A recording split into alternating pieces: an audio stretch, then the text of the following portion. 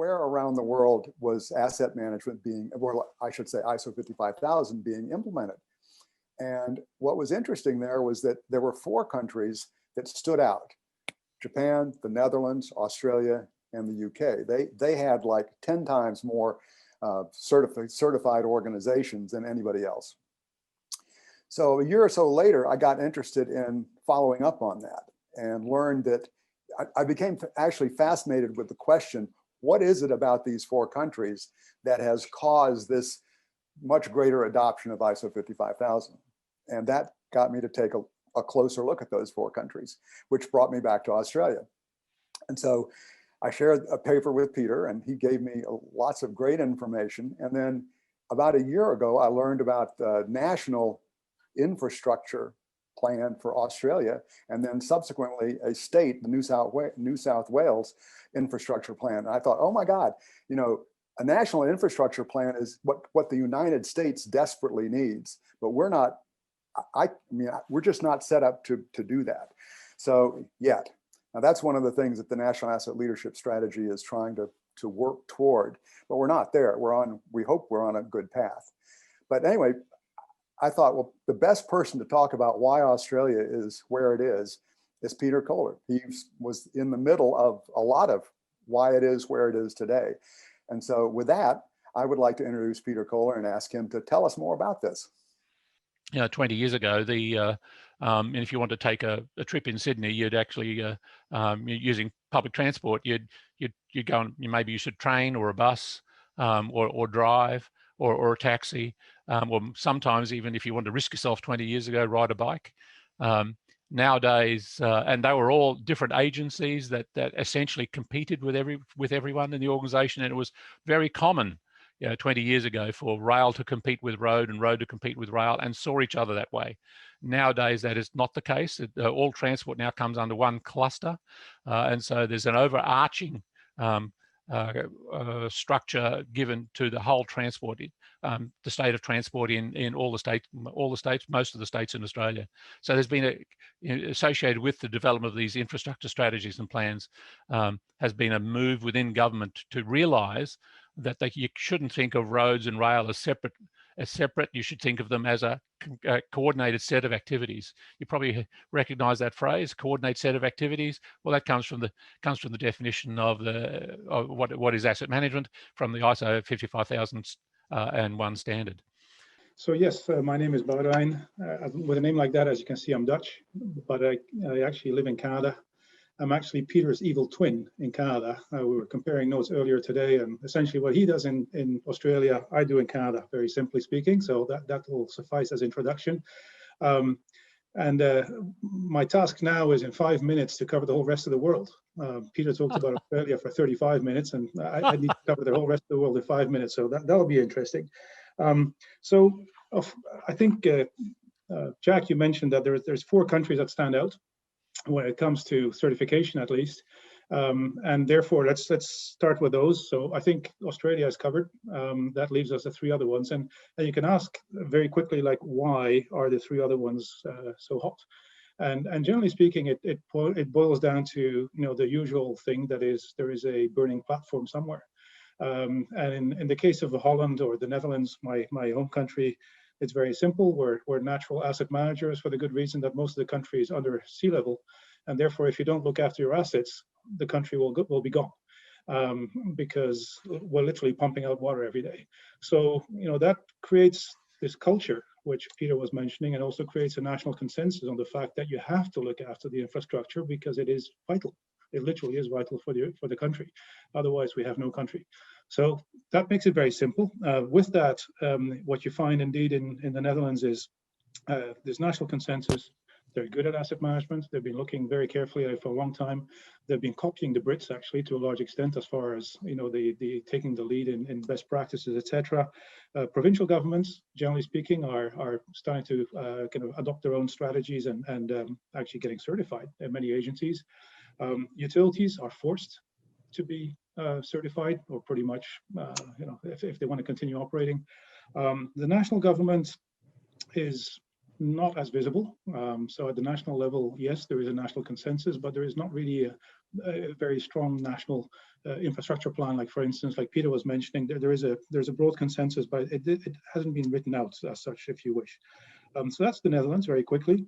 The Brits, of course, well, between, Peter mentioned the fight between Australia and New Zealand. I'll tell you, the bigger fight is between the UK and Australia as to who invented asset management. So clearly the IEM is the AMC's evil twin. Both of them have very, very similar paths, in kind of influencing their national thinking around asset management and building this body of knowledge. I would argue that in the UK, the whole game was largely regulator driven, in the sense that they actually screwed up royally. The UK screwed up royally in the 70s. They had a few very big industrial and infrastructure accidents, which really kind of woke up the regulators and governments the fact that assets were not being managed. So from that came a very technocratic approach to the fact that there must be a better way. And the IEM came out of that, of course, as an association, but also very strong regulators. You think of Ofwat, Ofgem. These are presumably the leading regulators when it comes to really pushing the envelope as to what you should be doing with asset management and how to think about the societal benefits of asset management, etc. So a lot of good work going on there. The other country that was mentioned was Japan. Now, Japan is very different. Japan was a latecomer to this game. You could argue that they've historically always been very good at asset management in the sense that they gold plate everything because they're perfectionists, but they can't afford that anymore because they actually have a shrinking population much faster than in most other countries. Then they had a few problems like Fukushima, and if you put that together, you actually get a perfect storm, which actually forced government to really think about, okay, we need to do things differently. We need to do things smarter and maybe a bit less prescriptive, because historically it had been very prescriptive. So currently there's a big thinking tank going on, like a bit of thinking effort going on in Japan around how to do things differently. That is true in the water sector, it's true in the electrical sector, which on top of it is being dismantled. It used to be monopolies, and they're now going to be put in competition, so they have to just become a bit more effective altogether in the way they run their show. So there's a huge pressure from above in Japan, from government down, to really rethink complete sectors, and with that, a lot of interest in asset management. So those are the three low-hanging fruit. Two other ones of note. First of all, Colombia. Why Colombia? Well, because it's one of the very few countries in the world that actually took the bull by the horns and told every utility that they had to be certified to ISO 55000 within 3 years by law.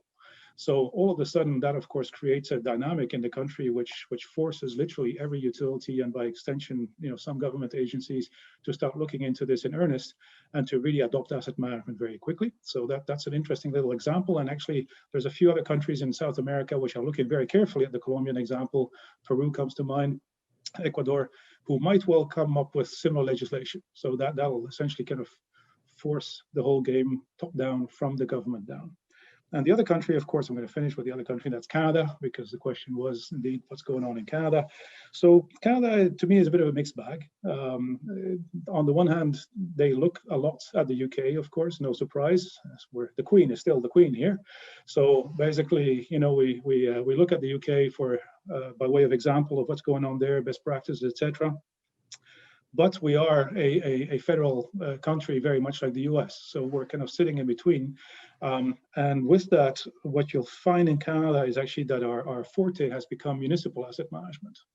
And this came from the realization that at the end of the day, as Peter mentioned, we're all in this together, as individuals and as communities. And the community, of course, the first community that you think of is your municipal community. That's where you live. That's what you see every day. And frankly, in Canada, we came to the conclusion that municipal asset management was horrible. Most municipalities are small. They have small staff, low level of competence, a very diverse set of assets, which is therefore hard to manage. You have to be a master of many trades. So municipal asset management was horrible. And the federal government therefore decided that rather than start at the top with their own agencies, they would actually push the money down to the municipalities. And that's been going on for 10 years now, and quite successfully. Through different vehicles, they've essentially been financing the development of competence and capabilities at the municipal level. And the string, of course, is if you don't do that, if you don't become better, you will get no subsidies to do bigger infrastructure projects, which you might be dreaming of, that new wastewater plant or that new bridge. It's not going to come if you cannot show me that you're actually good at managing your assets. So that's the carrot. Through that, we've developed a lot of a specific body of knowledge, basically, for municipal asset management. This has been a cooperative effort between the Canadian Network of Asset Managers, the IM, and actually the Government Financial Officials Association, GFOA, I'll say it, which is actually both Canadian and US based. So GFOA has actually been a major player in this particular exercise because they clearly see that there is a potential to export the knowledge that has been developed in Canada into the US, because I think the problem is very, very similar in the US indeed. So that's one thing in Canada. Some provinces have been quite aggressive in pushing their own policies and their own frameworks. Ontario in particular has been kind of adding a layer on top of what the feds were asking from municipalities to really kind of build asset plans, show asset plans. They've also, at the same time, kind of forced through their regulator utilities to become much better at asset management. So in Ontario, you'll find significant level of competence in asset management in utilities, power utilities, water utilities. The feds are also slowly starting to look at their own problems, as in federal agencies. There is an institute called the Real Property Institute of Canada, which is essentially a kind of semi-financed by the federal government and is mostly federal employees that are members of that association. They're really trying to build up their own competence level and to kind of grow the agenda of asset management within the federal government. And then finally, utilities. I mentioned utilities in Ontario. I would say that in general, utilities in Canada have been following their UK peers quite closely. And with that, by now, I would say that most of the large utilities, certainly in the electrical sector and the gas sector, are, I'd say, ISO compliant. Very few of them are certified, but they're pretty much everyone is compliant.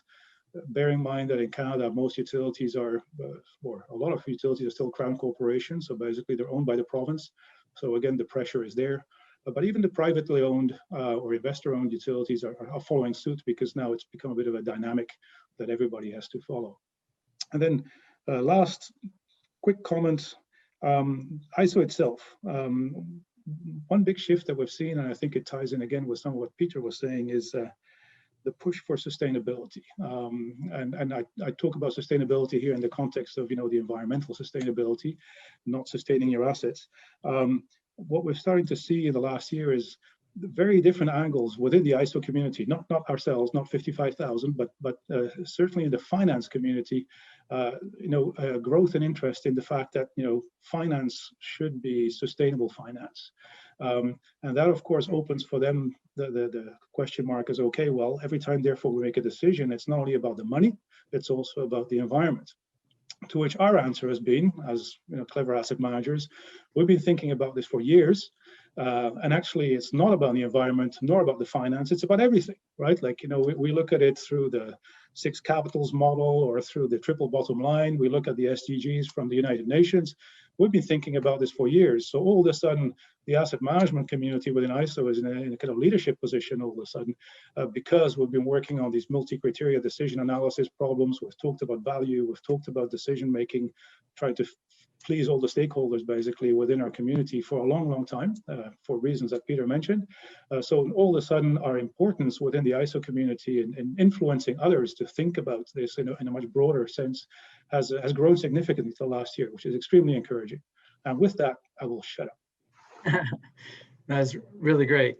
In fact, your last point is kind of a perfect segue into the first topic I wanted to throw out to our panel. But before I do that, I realized that I forgot to introduce myself. So you're wondering maybe who I am. As you can see from my slide, I work for a company called Bureau Veritas. We're a global company, almost 200 years old. That's one of the really global leaders in testing, inspection, certification, and operate in 140 or so countries.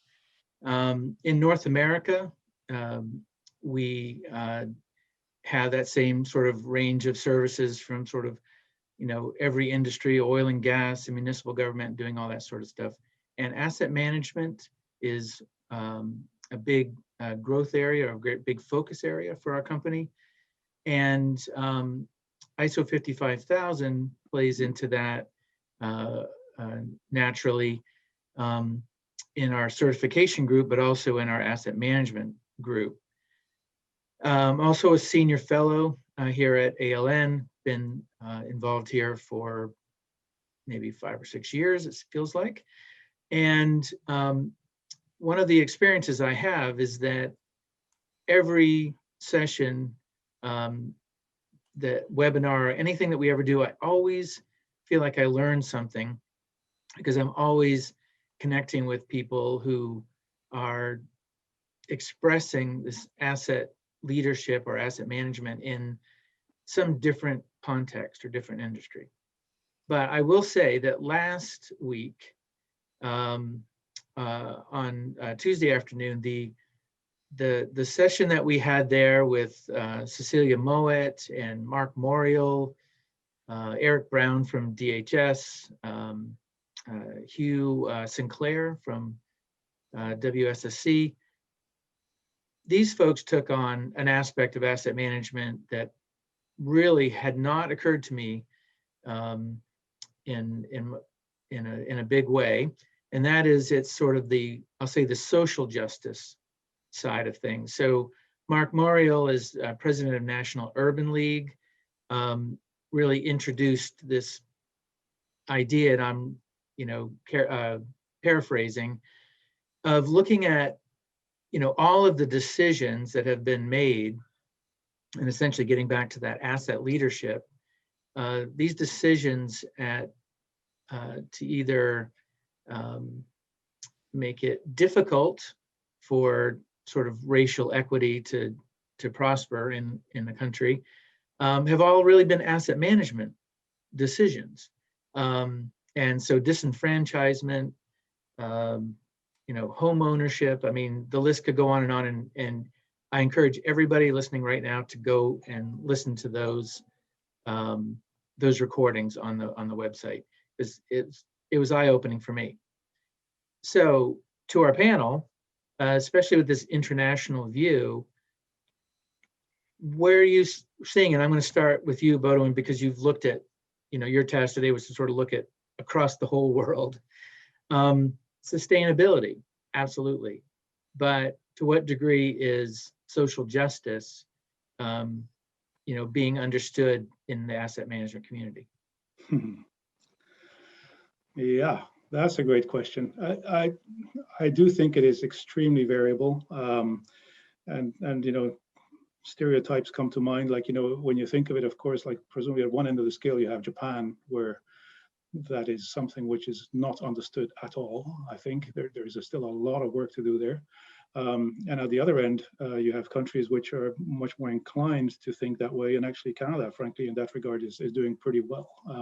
If I look at the way that we see our customers, I work for a company that develops decision-making software for asset managers. And if I look at a lot of our clients, it's very high on their agenda.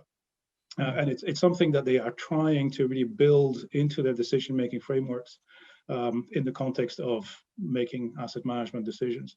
So every country is different, but I would think that my general observation, and this is just me, no data here, just looking at what I see around the world, is there is a lot to do. There's a lot to do. It might not be as visible as it is right now in North America, but there is a lot to do for sure. Wow, thank you. Peter, what are you seeing on that front, sort of from Australia point of view? Yeah, would you like to be a bit more specific there, Michael? Yeah. Yeah, sure. So to what degree do you see the social justice angle playing into the decisions about how we think about asset management? And certainly learned a lot about sort of the financial management, other things from your presentation, but. A huge part of these infrastructure plans is is the social aspects to this. Huge part of it. Environmental aspects, social aspects. It's a huge part of it, and that's why the plans have to be consensus. They have to represent a consensus of the community's expectations. There's not always absolute agreement. Can never be in a consensus environment, but there has to be a middle ground where everyone meets. But bluntly, yes, absolutely. The environmental, societal issues have to be dealt with to the extent to which, in this case, infrastructure can deal with it. Yep. But it's about creating. We have lots of experiences. All of us have lots of experiences where things were built in the 50s and 60s. When you look at that now, you think, why did they do that? And now a lot more thinking's going into, well, should we have community housing in 30-story blocks? Why would we want to create those sorts of environments? So it's the social aspects are very much. In fact, you find in Sydney now that doesn't happen anymore. I'm not claiming Sydney's any better than worse than anyone else, by the way, but we still have the remnants of the 60s environments and 50s environments, but that now it's about integrating people of all different socioeconomic types throughout the community, not just in one particular region. So there's a lot more emphasis now on spreading these things out, and in that sense, and also about creating small little communities. So the notion of a community is very strong now too. Not always successful, don't get me wrong. I'm not saying Australia's paved with gold here by any means, but a lot of emphasis on those things. That's really good, thank you. I think we'll certainly have some time for some questions if we move along here, and I suspect there'll be a few on this topic as well, revisit that. I would like to introduce Alex. I don't think we have Alex on camera yet, but there he is. And so Alex, I'm going to have you introduce yourself, and appreciate you for being a good sport today too, because I know you were substituting, doing a little pinch hitting here with the last minute. So tell us a little bit about yourself and how you and your companies relating to asset management. Hi, I'm Alex Barenblitt. I'm with LMI. LMI is a consultant to U.S. government agencies. That's pretty much what we do for a living, and we do all kinds of consulting. I'm with the logistics organization, and as that implies, we provide consulting support to agencies across all asset types. My area of subject matter expertise is personal property. I became aware of ISO 55,000 through principally Jim Dieter. And when I learned about it, it really opened my eyes. What some people call silo thinking, I tend to call cylinders of excellence. We had experts in real property, experts in infrastructure, and my area of expertise again is personal property. And we learned a lot from talking to each other. Since March of this year, LMI has allowed us to take the training that was mentioned earlier in this presentation, this session. Since March, LMI has now 46 ISO 55,000 certified consultants across all types of properties. So that's been very helpful. The sessions that I've listened to last 2 weeks, that last week and this week, as you might expect, since my focus is federal, the session on federal facility asset management, as well as the one on federal law enforcement, were of most interest to me. But one of the things that I'd like to point out is the thinking across all asset forms that ISO 55,000 takes into account has enabled me to learn from my real estate partners, and my real estate partners to learn from me. And as we all understand what we're focused with around the world with COVID-19, we're now better enabled to help our clients, and you are too, everybody on this call is better enabled to think through what does the new normal look like across all asset classes. It may mean a reduction in real footprint, real property footprint. It may mean different classes of personal property. And that's the power that ISO 55000 thinking brings, I think, to enable us and everybody on this session to think those things through. What I do is holistic, inclusive economic development. And I come from a background that is, well, actually legal in the first place, but business oriented and corporate. And it was an interesting thing for me to sit in on many of these sessions and to see the intersectionality that Jim is talking about, and the places where we could make the puzzle have a better picture.